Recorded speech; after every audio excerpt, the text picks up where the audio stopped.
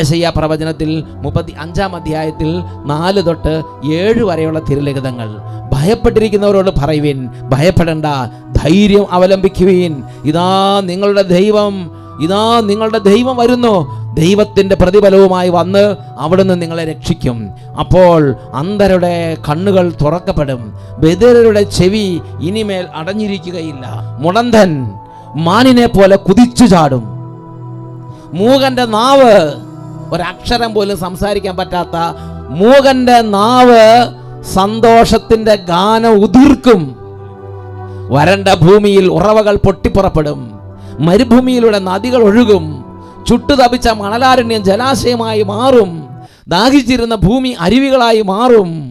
വലിയ അത്ഭുതങ്ങൾ വചനം പ്രഘോഷിക്കുന്നിടത്ത് വലിയ അത്ഭുതങ്ങൾ നടക്കുന്ന കാര്യം ഇത് രേഖപ്പെടുത്തിയിരിക്കുകയാണ്. വലിയ അത്ഭുതങ്ങളാണ് ഈ വചനം പ്രഘോഷിക്കുന്ന സ്ഥലത്ത് നടക്കുന്നത്. അവിടെ കർത്താവ് ദുർബല കരങ്ങളെ ശക്തിപ്പെടുത്തും. ദുർബല കരങ്ങളെയും ബലമില്ലാത്ത കാൽമുട്ടുകളെയും അവൻ ശക്തിപ്പെടുത്തും. യെശയ്യാ 35 അധ്യായത്തിൽ 3-ാമത്തെ തിരുലിഖിതം അതാണ് പറയണത്. ദുർബല കരങ്ങൾ, ബലമില്ലാത്ത കാൽമുട്ടുകളെല്ലാം അവൻ ഉറപ്പിക്കും, അവൻ ബലപ്പെടുത്തും, രോഗങ്ങൾ സുഖപ്പെടുത്തി അവൻ ആനന്ദം നൽകും. വലിയ മാറ്റങ്ങളാണ് കർത്താവ് ഇതിലൂടെ സംഭവിക്കുന്നത്.